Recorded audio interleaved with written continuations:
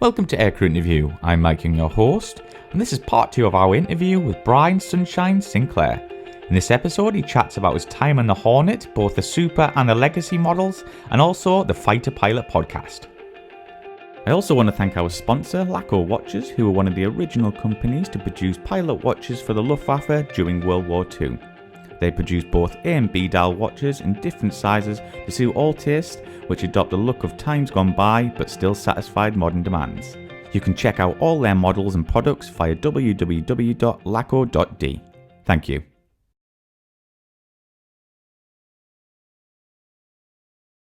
So the S-3 was going away, and so they called sundowning the community. And I actually went off to grad school. So the Navy said, hey, why don't you go to Monterey, which is another fantastic venue in California. Go off to Monterey and study something. So I no kidding, went through the course curriculum, and I found the longest curriculum because my wife loved the area. So I'm like, hey, we're going to stay in Monterey for 2.5 years. Yeah, so lots of geek speak with a master's degree in astronautical engineering, but absolutely love the area. About halfway through, I got a call from our detailer. I call him the flesh peddler, if you will. But anyway, the detailer, he said, hey, man, I've got a Hornet slot for you, because as they sundown the community, they were trying to farm people out into the different communities. And it was just based on your written performance. So they said, hey, you have the opportunity to go fly Hornets, but you need to leave grad school halfway through to go get back kind of on track. So, you know what, I had a real heart-to-heart with my wife. I prayed about it, and I decided, no, I'm going to stay in grad school and see what happens. The Navy was immensely, I was fortunate that the Navy was just amazingly nice to me, and that they held my F-18 position until after grad school, and then I went out to start F-18Cs. Awesome. I mean, very lucky man. But let's talk about some of your ground training. How did it compare to, the Viking? Oh, dude, fast and furious. So it was the replacement squadron, or the training squadron, was about 8 months. Yeah. And work long days. I would drive to work in the dark. I would come home in the dark, wow. Like 12, 14 hours later. Yeah. And I was now going single seat mentality, and I was learning a whole new aircraft that has different mission, but also different handling characteristics. So a lot of the stuff that I had learned in the S-3 was now I would consider a bad habit. Mm-hmm. So it was very intense. And I was one of the older guys because I had been through a cruise in grad school. So I was probably 5 years older than most of my peers. At first, no, it was stressful. And then at times, naval aviation does get boring at times when you're not bombing or landing or taking off. And it was actually kind of boring just sitting there by myself. Yeah. And you don't always want to talk on the radio. So, but I'll tell you what, once you kind of master, and I never had a perfect flight, but once you do feel that you pretty well know the Hornet and you can execute a lot of the missions by yourself, you kind of get that King Kong thing going, right? I mean, you just feel unstoppable. So that transition from relying on somebody and having very different missions and kind of a slower mindset to going by yourself and going a lot faster with more complicated systems and missions, it was daunting. But once I kind of figured it out, it was a great sense of achievement. Yeah. And I think, obviously, I'm guessing your first aircraft was the F-18C. So let's talk about your first flight. What was it like putting in that reheat for the first time? The reheat, afterburner, whatever you want to call it. Yeah. It doesn't matter what speed you start at, Mike. It is always a kick in the pants. Yeah. It is awesome. Just absolutely loved it. And my first instance would have been a takeoff. We do all of our takeoffs in afterburner. And so that acceleration was pretty amazing. But then also when you're up at altitude and you're at, say, 250 knots and you plug in the blowers, you still get pushed back in your seat. It's amazing. Yeah, so let's talk about some of your training when you started on the F-18. Like, what kind of flights were you conducting at this time? So it's a build-up approach, starting with familiarization. So, hey, here are all the switches. Here's how the airspeed you need to memorize, the procedures you need to memorize. So start in the simulators. And then from there, you're going to go out into the local area and learn how to handle the aircraft for real and learn how to take off and land. And then from there, you focus on more air-to-ground stuff. So that would be timing, how to use your sensors. We didn't have necessarily live ordnance, but we had some more of those practice bombs, those Mark 76s. So we work on air-to-ground. And from there, we worked on air-to-air, which would be beyond visual range engagements and also or all-weather intercepts, if you want to call them AWIs. And then we'd work on basic fighter maneuvers, or BFM, also known as air combat maneuvers, or ACM. And the final graduation exercise, we'll call it, would be going to the boat and landing successfully both day and night on the boat. So overall, it was 8 months of what we call fire hose. So as you can imagine, just very high intensity, high tempo academics. So you mentioned ACM or DACT right there. Like, how did the Hornet fare against, the types of the time, F-15 or, the Tornadoes? Yeah, so I didn't get to mix it up or do any DAC, excuse me, until I got to the fleet. Mm-hmm. And I went down to Florida and flew against some F-15s, specifically F-15Cs. Cs, yeah. Yeah, the Cs. So their thrust to weight is stunning, for lack of a better term. So basically, if we got into it, my goal, my going-in game plan every time was to get them slow, to try to beat them down, get them slow, and then I could hopefully outmaneuver them with high. Exactly. So that was my game plan. His game plan was usually, and they're all very nice. You know what I'm saying? Like, we're all still in the same team, but we do have our egos to defend. But he would, a couple times, and it was two different guys, but both occasions, I became very, I had a lot of respect, we'll say, for their thrust to weight ratio. So at a certain fuel state, they can basically accelerate uphill. And we'd get into a vertical fight, and I would be nose up, and he would be nose up, and then I would have to fall off, if you will, come back down, and he could continue up. So an Immelman is the traditional purely vertical maneuver. So I actually saw an F-15 do a double Immelman when I could barely milk out one Immelman. Yeah, so it was wow, very impressive. So obviously the I'll call it specific excess power. Basically, just the power of the F-15 was impressive. Then I flew against the F-16, and I had no idea. I had heard stories, you know what I'm saying, but until you get in the ring with him, it was very impressive because they just come at the speed of heat. They have 9 Gs available, whereas the Hornet has 7.5. And that 1.5 extra G, if you want to call it, is huge when it comes to a two-circle fight. So everything that the F-18C did well, it continued to do better than the F-18E or F. And everything it did poorly, the Super Hornet did better. So what I mean by that is when it comes to dive bombing and pitch control and really roll-in technique, if you will, I felt, just me personally, I haven't, asked a lot of guys, but I enjoyed dive bombing and the maneuverability more in the Charlie than I did the Echo. So to me, I picture the Echo as more of, for the American folks, as like probably a 65 Corvette. All right, so it's unbridled power. It's not elegant. It's got its warts and dimples and whatever. But man, when you need to get something done, it does it. Now the Super Hornet on the other side was more of the early 2000 Honda Civic. So it's got bells and whistles. It's got a lot of bring back capability, meaning a lot of fuel and all that stuff. It's very luxurious, I thought, space-wise in the cockpit, but it wasn't as maneuverable. Mm-hmm. And it didn't need to be for the missions that it was kind of migrating toward, if you will. Yeah, so obviously we're going to talk about the Super Hornet now. So, how did you go from the Charlie to the Echo and the F model? 10 hours. They gave me. They said, "Sunshine, congratulations! You're going to you're getting promoted. You're going to your next squadron. The next squadron is the Echo model, or they fly the Echo, and we're going to give you kind of I wouldn't say an abbreviated syllabus, but it was a shorter syllabus." And they said to me honestly, "Hey, don't worry about carrier qualing here in the confines of the training squadron. We're just going to send you out to the boat, and you'll just make it happen." I was like, "Oh." Okay, so wow, that yeah, it was. It's really blunt. it was. Now it was. They I'm not going to badmouth the Navy. They definitely stuck to their doctrine, if you will, right? But there was a little bit of leeway. So I'm not saying they were cavalier. I'm not saying that, but they basically said, "Hey, for efficiencies, we're going to not finish you here at the FRS or RAG. We're going to send you to your fleet squadron, and you can do your carrier qualification there, CQ." Now, once I got to the fleet, my new squadron, we still had so many field carrier landing practices, or FCLPs, to go through. So I followed the fleet syllabus. But my first time landing during the day, because there's a lot more visual cues, I kind of got it. It took me maybe one pass or something, and I kind of got it. But at night, because you are lacking a lot of visual cues, and it's a different creature, as you can imagine, I bolted or missed the wires. Probably 7 or 8 times.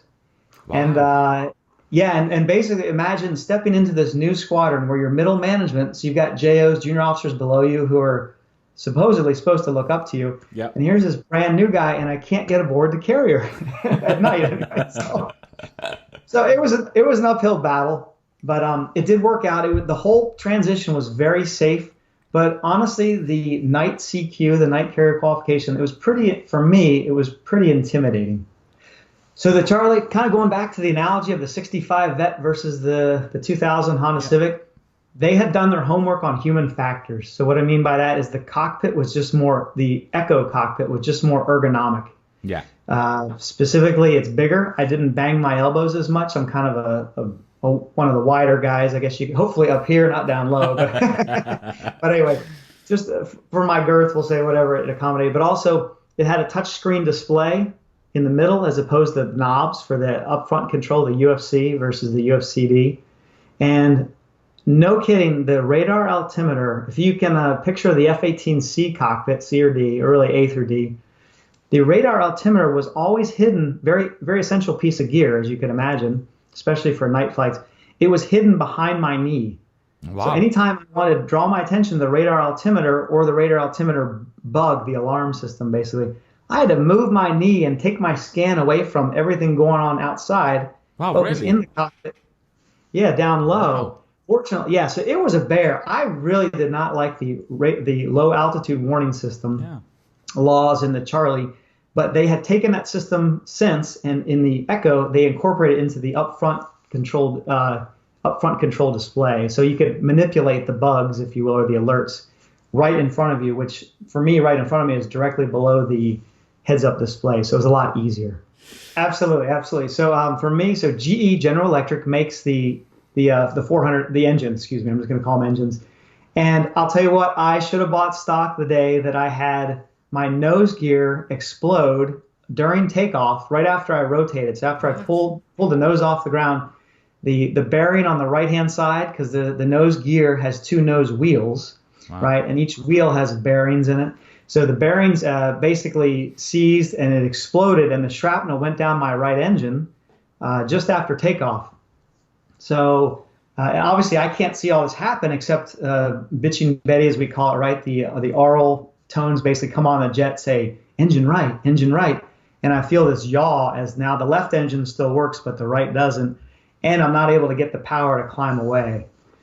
So that day I actually had a British instructor pilot who was in front of me. It was a 10-second go. Yeah, so yeah, good old bloke. So he takes off first. 10 seconds later, I start rolling down the runway. I pick up the nose, and all that stuff just happens. Well, aviate, navigate, communicate, right? So I'm just trying not to crash into the ground. So tower's talking to me. They see this smoke trail coming out of one side of my jet, and they're asking me, hey, what's going on? And I don't have the brain power to talk. I'm just fighting the jet to stay airborne to figure out what is wrong. And one of our procedures is to push an emergency jettison button. So we call it ringing the doorbell. Well, I had some practice bombs and I had some fuel tanks, or I had one fuel tank on board that was full of fuel that day. And as I'm just about to push the button, I have the wherewithal to look over the glare shield, and I see a house. So I'm basically about to fly over top of this populated area and drop a bunch of practice bombs and fuel in a fuel tank. So I decide that my bad day shouldn't be their bad day. So I decide not to jettison the stores. And now I'm sitting here kind of behind the power curve, as we call it, right? So I got left engines in full grunt or afterburner reheat, and the right one's not working. It's yawing, and it's just kind of waffling along. I will never forget 160 knots and 380 feet. So that's what I sustained. Yeah, which 160 knots is barely above rotation speed.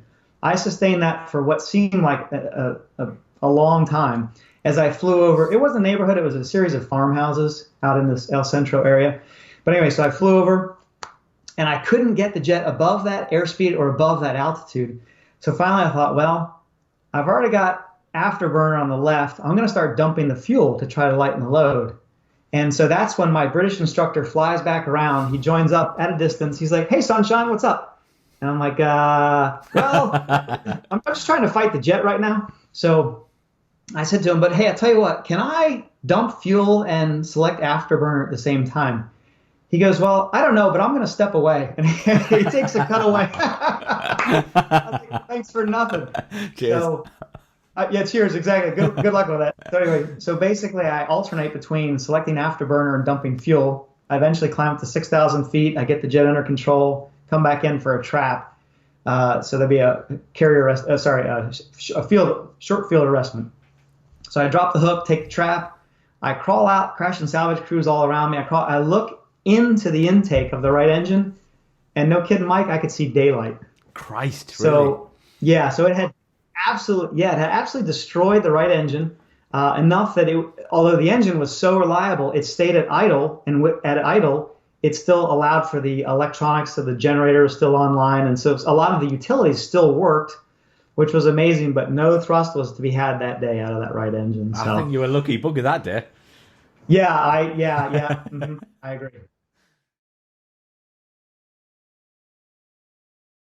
But let's go on to, we're going to talk about the Fighter Pilot podcast now, because you are a co-host, aren't you? Let's talk about how you got into being a co-host. Two things. Firstly, dumb luck, and Jello's a sucker. So I hope he hears that. So my last tour in the Navy, I met Vincent Aiello, call sign Jello, as you know. Yep. And Jello basically was a year ahead of me in, we'll call it the process. So he retired about a year, I believe, or so ahead of me. And as he retired, he was thinking about what he's going to do next. And he ended up deciding upon the airlines, which is a fantastic way. And he said, hey, I'm going to start this podcast. I said, oh, that's cool. So he bounced a couple ideas off me. And then he and I did the first episode, kind of the inaugural episode. We talked about what is a fighter pilot. And it was a lot of fun. And it was just kind of like this, right? I mean, I wish I got to know you ahead of time better, Mike, but this is still fun. It's kind of casual. Yeah. So he and I basically just had a casual conversation, and we hit record, and we didn't know where it was going to go. So at that point, he went off to do his retired stuff and podcasts, and I went just continue on with the Navy stuff. And then he asked me back for a second episode to do something else. And then later on, he said, hey, what do you think? I need kind of a co-host or a lackey or whatever. a sidekick. How about that? Yeah, sidekick is good, yeah. He needed a sidekick, and I thought it would be fun. I sure enjoyed I like hanging out with him, and we had fun on the first one. I have since been helping out. So the Fighter Pilot podcast, since you kind of prompted me here, it's amazing. I had no idea, and I'm sure you're very similar emotions, I guess, about this, but I had no idea how far-reaching those podcasts really are. Yeah. And when I say far-reaching, I'm talking more geographically than maybe walks of life. I know we got some old folks, we got some young folks, but it's pretty funny. When I misspeak on the podcast, it's usually a technical detail, and I mess those up all the time, and I do appreciate the feedback. So where do you see the Fighter Pilot podcast going in the future, Sunshine? Great question. So we're very excited. We've got a whole bunch of new stuff. So Jello put together, there's the Fighter Pilot podcast we have this creation called BVR Productions, or Beyond Visual Range Productions. That's the parent company, if you will. And we've had some really nice and just very specialized folks join the team. So what I mean by that is there's a simulator called, I hope I get this right, Digital Combat Simulation, DCS. I'm a babe in the woods when it comes to this stuff, but I was very impressed with I went online, saw some YouTube videos. I don't have the software, and I met some of the dudes. We have two of the guys, Baltic Dragon and Jabbers, that are now on the team. So we also have a business development guy. We have a musician. We have a graphic designer. So it's really impressive what we're doing, and that is the website is, has just kind of exploded. I think to me, it's a very attractive website, for lack of a better term. Just the visuals and the music is stunning. The stories are very compelling, and right now we're going through an aircraft series, so we're trying to basically interview a pilot from as many different types of aircraft as possible. So whether it be a Gen 1 fighter, first generation to a fifth generation fighter, so everywhere in between. And we recently started something called Deep Dives. Yeah. So I had a chance to teach aerodynamics at the Naval Academy for about 2 years. So I'm taking some of those old lesson plans, if you will, trying to morph them into something that hopefully the listeners, or the watchers in this case, find interesting. So we're going to talk through some basics of aerodynamics, probably radar theory, physics behind BFM, and so on and so forth. So we've got the continued effort, we'll call it, I guess, to interview different pilots from different aircraft. We have the deep dive going on, and just the amount of behind the scenes is another thing. Yeah, so, love that. Do you? Okay, cool. Yeah, so we'll take some YouTube videos and then perhaps provide a perspective that the viewers haven't heard before, I guess you could say, and as we explain what's going on in the cockpit. So we're pretty excited, and I got to give a shout out to your website. I mean, or your whole podcast effort I don't know if you call it podcast, YouTube channel. Yeah, is very impressive, and the gamut from which you pick your pilots, whether it be nationality, age, sex, anything. I mean, it's just you run a wide gamut, and it's very entertaining. So do you have any hobbies? So my number one hobby nowadays, since I'm retired from the Navy, is being a dad. So I have 2 little girls, 7 and 10. I found a job where I get to consult for the Navy on different technical weapons, specifically for the F-18, currently for the F-18. As a nice Benny, we'll call it, or benefit, is that I get to work from the house. So yes, I will travel to go train the pilots on the carrier, different exercises in different areas, but I actually get to walk my kids to school, and I just absolutely love it. So hobbies would be being a dad, and then from there being a good husband, and then physical fitness. So I love running. I try to get to the gym every morning. I work on different routines, if you will, like that. And then, truth be told, as much as I love aviation, I love Star Wars. I don't know if you're a Star Trek or a Star Wars guy. Or... I am not, no. Okay. So I enjoy Star Wars. I'm more passionate about aviation, but I love the movies and all the collector items. I don't know what you want to call it, all the collectibles, whatever. I love that kind of stuff. What is your favorite aircraft you've flown? Because you've flown a few, but what's the favorite? Yeah, so I got to fly 33 different kinds of aircraft, yep. Civilian and military, and for the sheer thrill, even though I only have 10 hours in, I'm going to have to say the F-16. Wow. So, really? Yeah, it's crazy. It's the thrust to weight. It's their specific excess power, whatever you want to call it. I just remembered Edwards. They have so Edwards is the place they used to land the shuttle, right? The space shuttle back in the day. And a lot of test evaluation goes on there. So they have these very long runways. One runway is 2 miles long. So imagine being in a Viper with only a fuel tank, starting at the beginning of the brick one, we'll call it, of the 2 mile long runway. I will run up to, let's say 90. Anyway, I basically run up halfway, or really 90% or so, check the brakes, check the hydraulics, and then boom, go. And I would do a low transition, which is going to be where you just get above the ground. You bring up the gear and the flaps auto, fare, if you will, or come up. And then I have to the rest of the runway. Yeah, basically, as soon as, I think it's 92%, you check the oil or something like that, you release the brakes and you select afterburner or reheat right away. Point being is at the end of the runway, I would be about 450 or so knots. Crikey. And then I would pull and I'd go straight up. Bloody hell. Exactly. That's exactly right. I have never, that's entertainment you can't even pay for. You know what I'm saying? Like, there's no roller coaster that does that for you.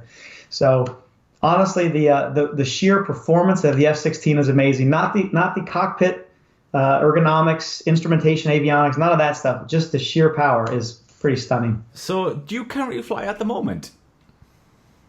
I am. Instead of being in between jobs, I'm in between cockpits right now. So no, I unfortunately with the F-18 at the depot, my last assignment, I had some close calls. I'll say. And we'll just leave it at that. But my wife and my parents and my in-laws, they were pretty concerned for me. So I'm going to grant them this less stress by just being on the ground and flying commercial air to different places. Awesome. So Sunshine, where can we find you online? Pretty much I will reside on the Fighter Pilot Podcast Facebook page and our website. So on our Facebook page, I highly recommend, if you guys are into looking at different aviation pictures, if you will, every week we post a picture, and our following is very technically savvy, and I'll ask just a few very leading questions, we'll call it, and it usually provides a lot of, as a catalyst, let's say, for a lot of very good discussions. So Fighter Pilot Podcast page, a web page, and also the Facebook page is where you can find me. Brilliant. So overall, Sunshine, did you enjoy your US Navy fighter career? Mike, I absolutely did. No regrets. 25 years of one amazing experience after another, and it's all in the defense or the service of this amazing nation in which I grew up. Like a pleasure to have you on the show, and hopefully we can get you back on. Thank you, Mike, for having me. Absolutely love Aircrew interview, and yeah, hopefully we can get some more synergy working between the two podcasts, if you will. Absolutely. Thank you very much.